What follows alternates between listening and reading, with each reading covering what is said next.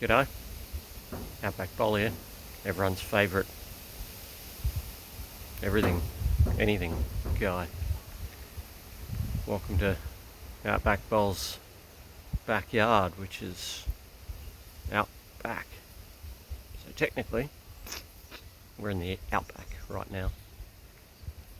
Backyard. What we're going to learn today, we're not going to learn anything, maybe. What I'm going to show you today, whether you want to learn, whether you want to listen, whether you want to tell me I'm full of crap, it's all up to you, is the outdoor shower. One of my favourite things in a house, out of a house, inside, outside a house, is the outdoor shower. Now I use this nearly every day of the year. I will be when it's done. This is sort of like part 2, maybe even part 3. However, I didn't make part 1 and 2 because I got halfway through this job and I thought to myself, what a numpty. I did not think of taking any footage of what I've done so far. Anyway, let's start here. I'll bring you up to speed. What have we got? Well, outdoor shower. We're going to have a little basin in there as well. It's a bit nicer than the one outside, the one inside, because this is an old house. So let me just comb your eyes over this. Okay, what we have here. Now, that's what we've got so far. I'll tell you a couple of things. Right, we're just near the beach, so we get a lot of sand.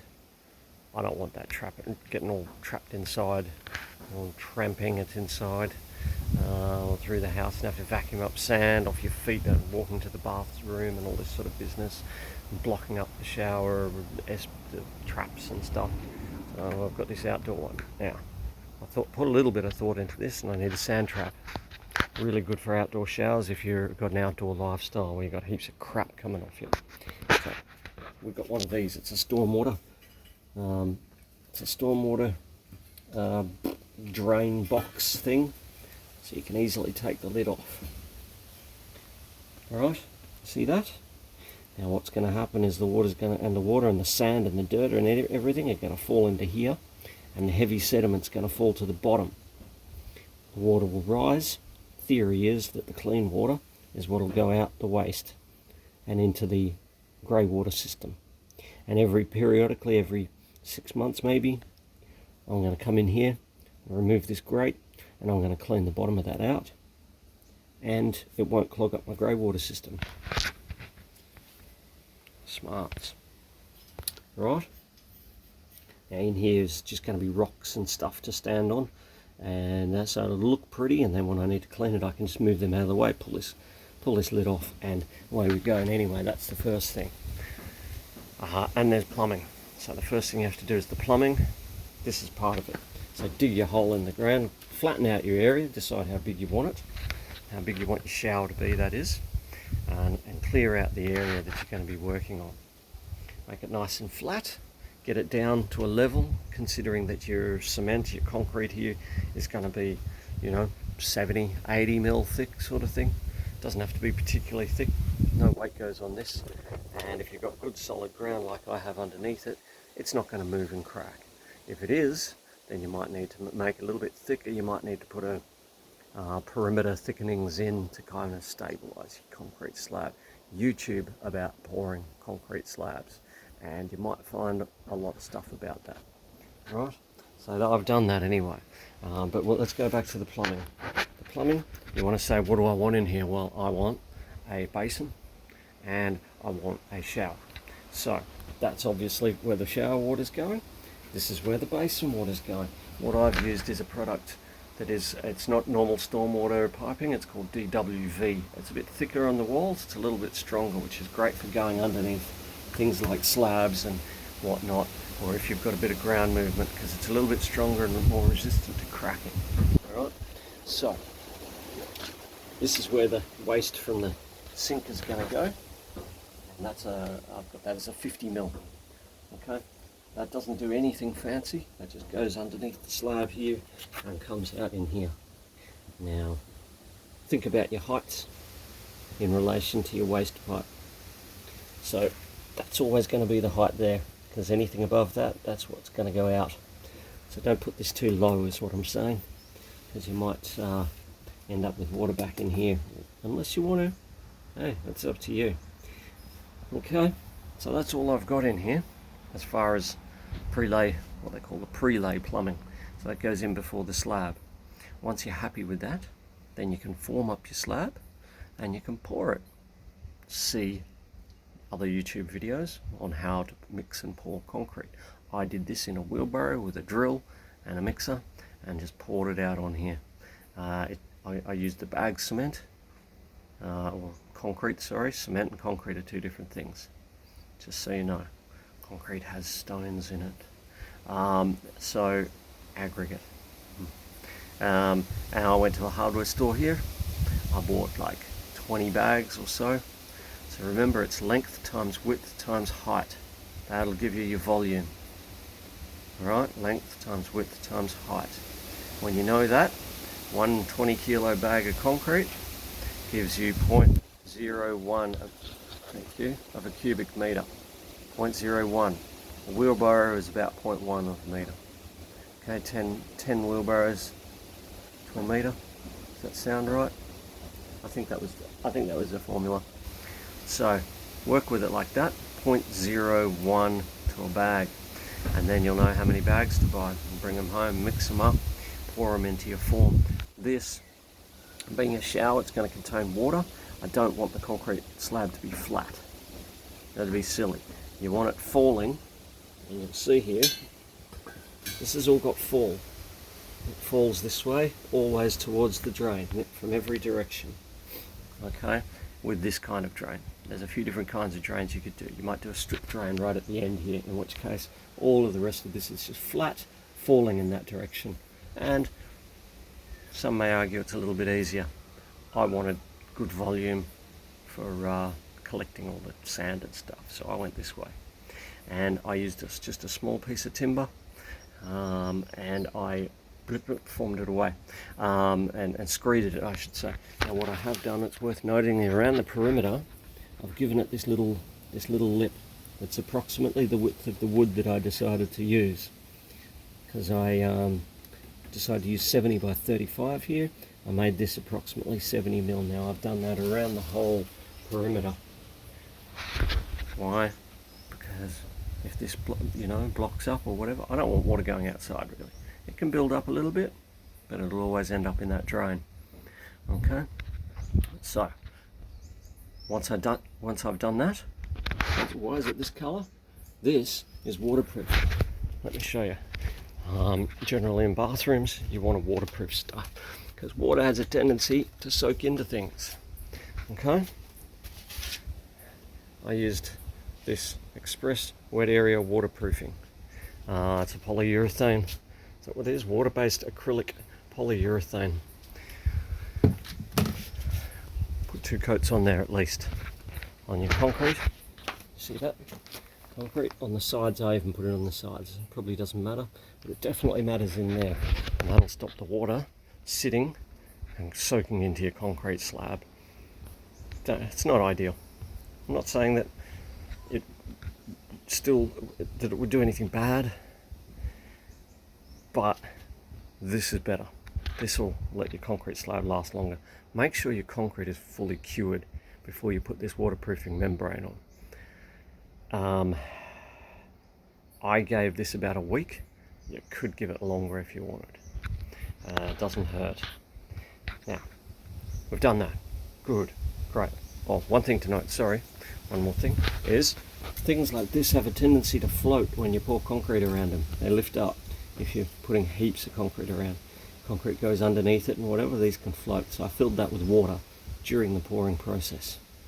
Okay, that's worth noting because I have in a concrete job before had this, not this, but something very much like this, float. Caused us a lot of problems at the time. So we've done that now.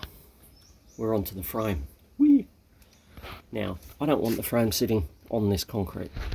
Why? Because if water gets under there, and it will, we're in an outdoor environment, it'll sit under there, it won't be able to escape. It'll just sit there, it'll rot your bottom plates out. No good. Right, so we've got a little gappy under there. I put packers under there. They're like 6.5mm plastic packers. You could use other things, whatever material you like, as long as it doesn't soak water in and doesn't compress or anything like that. The other thing to note is the choice of timber.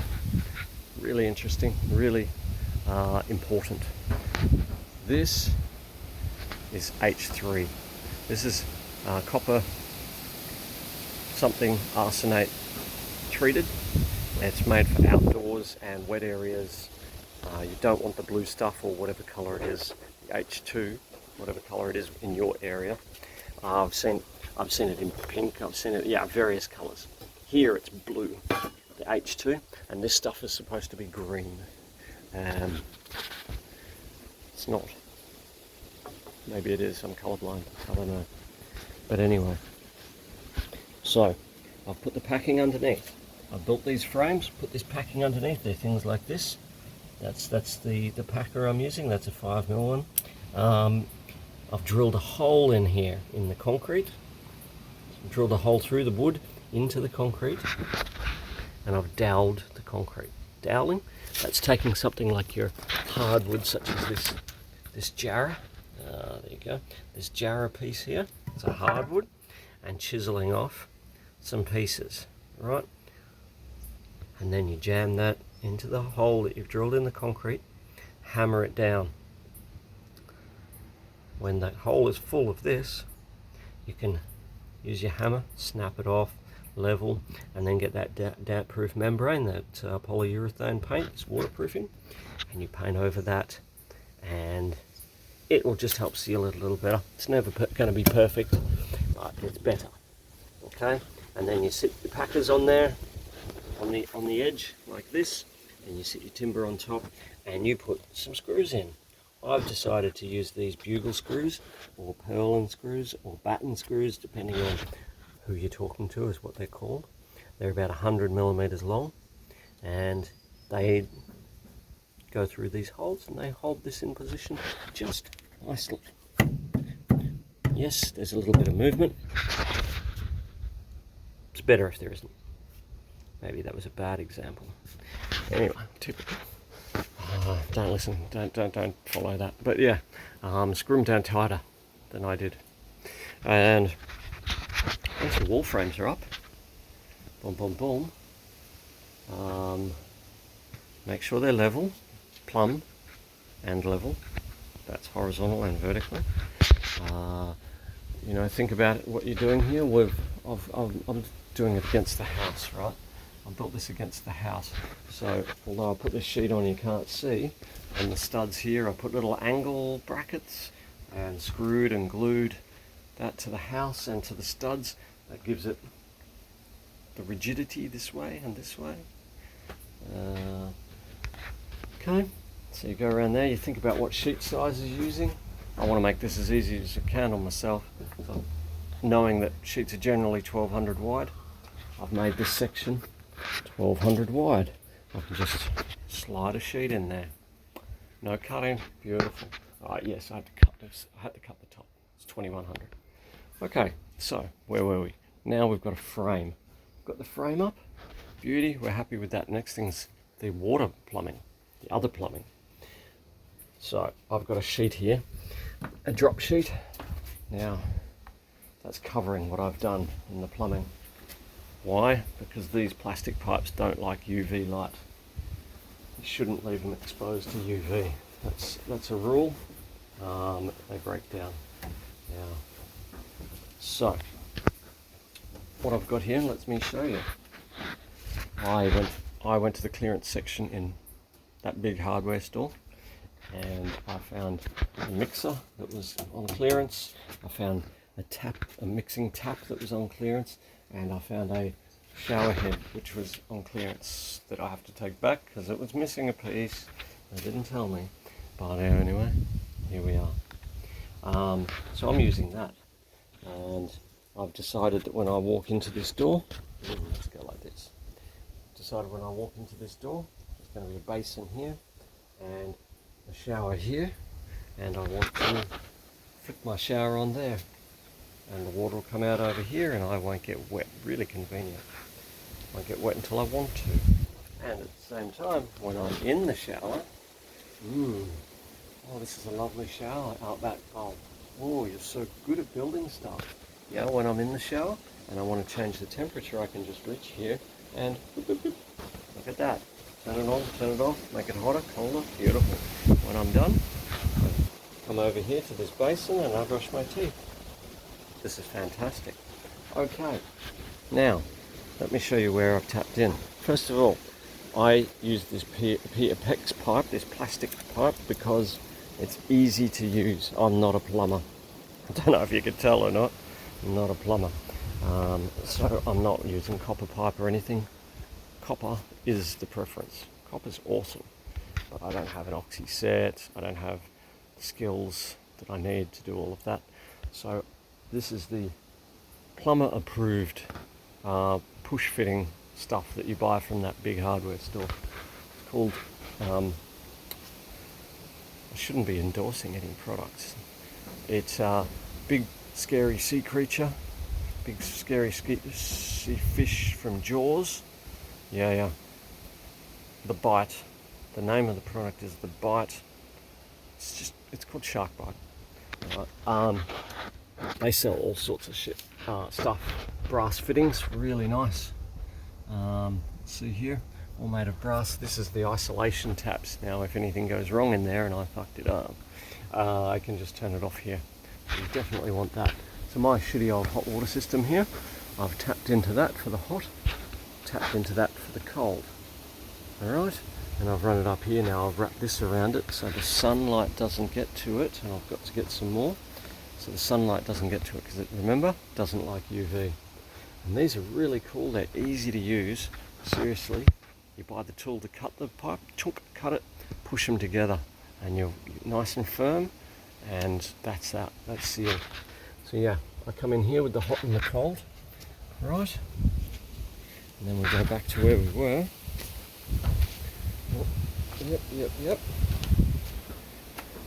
They come in here. That's hot and cold. Goes into the mixer and across, tees off to the mixer and then over to the tap. It comes out of the mixer, up, across and around for the shower head. Super simple. YouTube plumbing, if you want to know other setups. I just made it up. Like, it's not that hard. Now, we've got all this in, and this is the stage I'm at. So I've started putting on some sheeting, some coverings here. You can do a multitude of things. We're in a slightly higher fire risk area, so I'm using less fire stuff, like stuff that doesn't burn as easy. And that's the old fibre cement sheet. Now I'm just using, it doesn't have to be much. That's a 4.5 mil. It's basically what's used on your eaves. It's really thin, but it's good enough for the outside at least. And I'm going to do the outside of that. I'm going to paint it, I'm going to decorate it, it's going to look sweet, and all of that.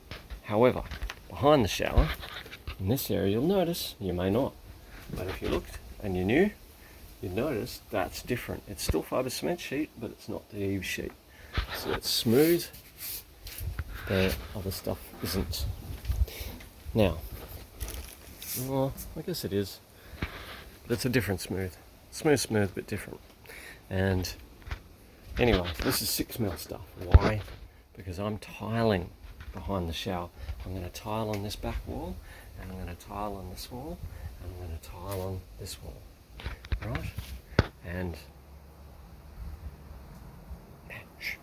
so I'm going to have a sheet of this stuff, Villa board, 6 millimeters, made for bathrooms where you're putting tiles. Okay? I'm going to use it here, on the left and on the right, where all the tiles are going. It's more sturdy, and it's this product that's made for tiling onto. And even in the outdoor shower, I'll do that. I'm kind of doing this shower as a bit of a practice run for the shower that I'm going to do inside. Yeah.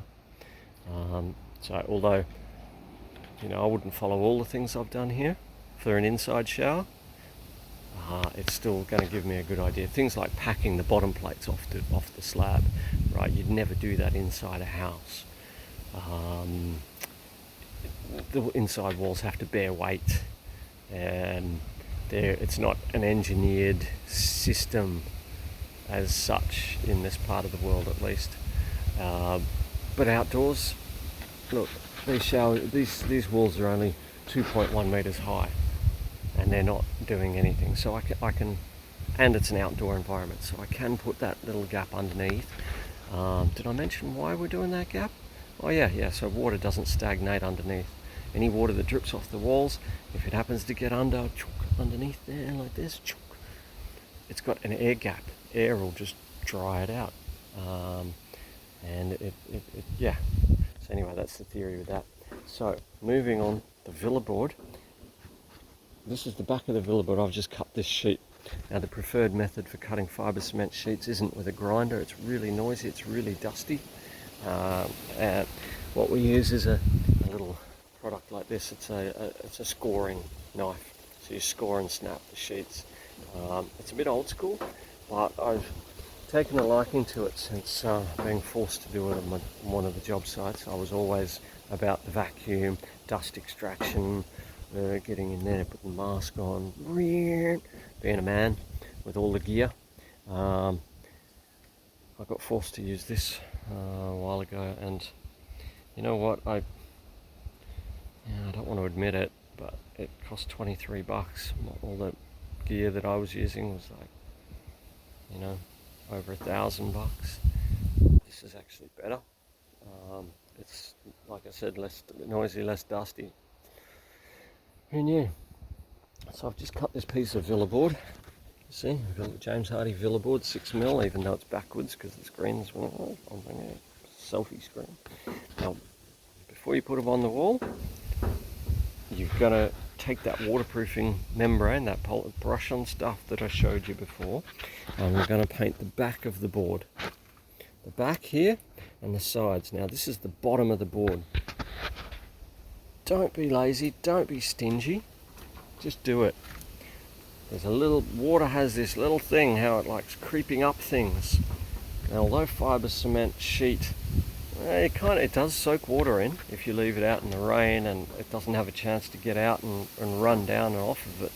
It'll soak water in. It doesn't damage it much, I don't think. Maybe over time it does. But the thing is, you don't want it doing that because it compromises your product, especially if you've got tiles on the wall.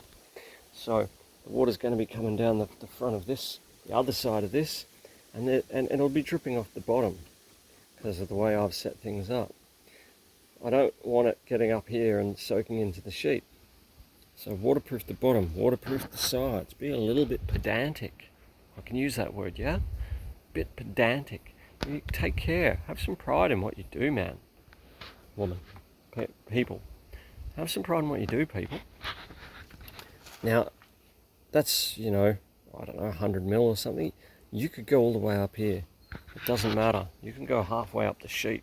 Don't be shy. If you've got enough stuff, I don't. I've been conservative here, doing absolute minimum. But yeah, that's before you put the sheet on the wall.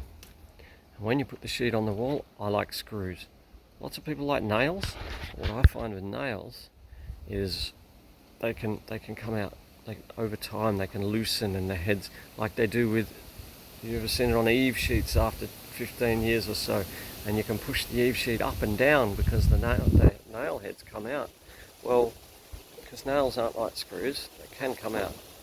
So all these sheets, I'm screwing them on. Screwing things is what I like to do. Yeah. In buildings. I like to use screws. That's what I'm getting at. So these are all getting screwed on. The advantage of that is, in some spots, like where we're going over here, and I better cover this up again. The sun's all over it. Is if these end up leaking, I'm pressure testing them right now. You'll notice I've got a drip coming out of the cap here. So this is all under pressure. Check those fittings. Check them. Check them again and again. Put your finger under here. Feel them. feel that. Oh, shit.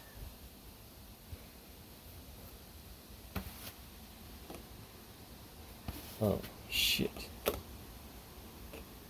Well, this is why you check it before you put all your walls together, hey? It's got just the slightest of leaks there. I'm going to have to look at that fitting. Don't know what I'm going to do about it exactly, but so check them. Yeah, what was I saying? Using screws, I'm going to screw this sheet on here on the outside, because if I get leaks in here in the future, now's the future, in the future I can unscrew that sheet, take it off and access this to a degree, and hopefully I can access it enough that I can fix the problem. If you nail it on and glue it on and all that stuff, you lose that ability. And to be honest with you, I've seen push fittings leak a couple of times, even when the plumbers have done them and done them properly and think they've done them properly and all of that sort of stuff.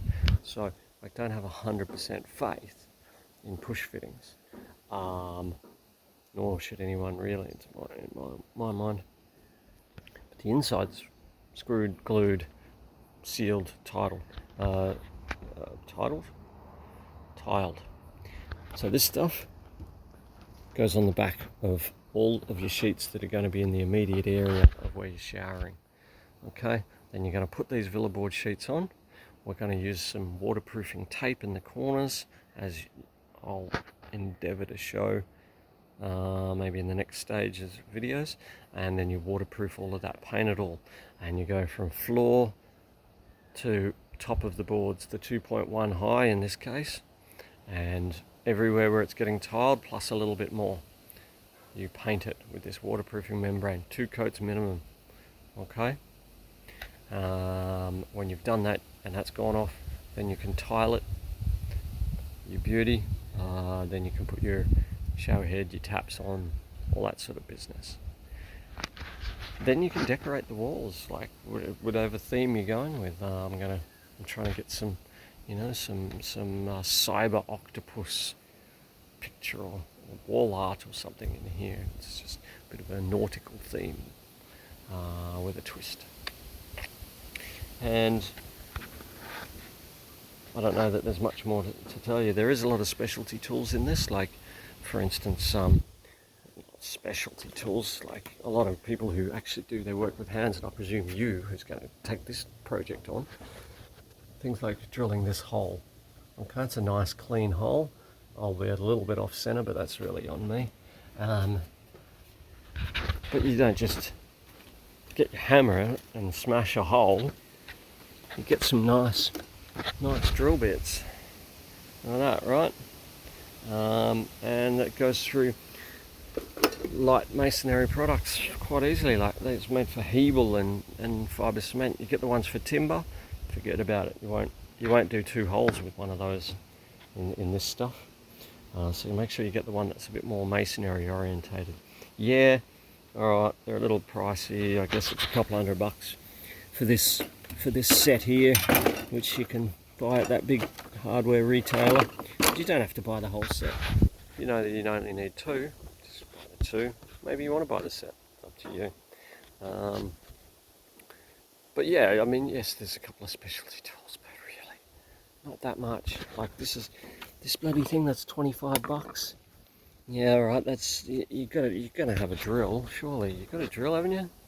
Everyone's got a drill, and a nice straight edge for cutting these sheets straight.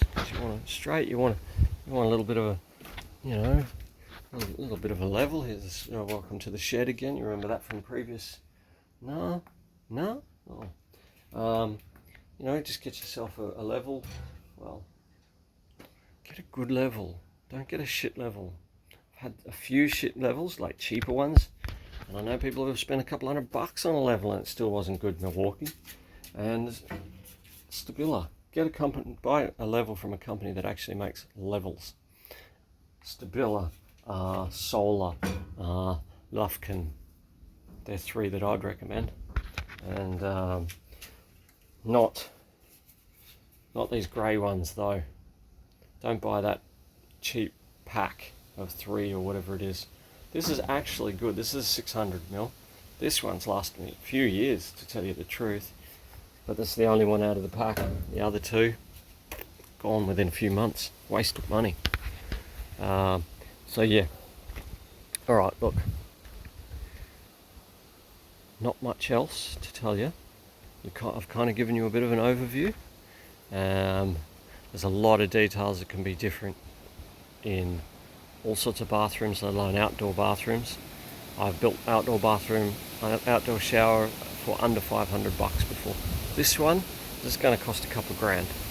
All right, but you can spend 5 grand, probably 10 if you wanted to put a toilet and really nice fittings and all of that sort of stuff and make a real fancy one.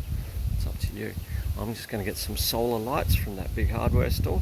Get some solar lights, some really nice, soft, warm, orange, warm colour, and I'm going to put that in there. And that's going to be the lighting in there, so I can use it at night. You know, but if you're an electrician, you might want to run LED light strips and put niches, you know, backlit niches and all of that sort of stuff, whatever. To me, it's an outdoor shower. I want it to work. I want it to last a long time, and I want it to be cool. I don't need it to be fancy, but it's got to be cool. So yeah, I don't know that there's much more to tell you at this stage.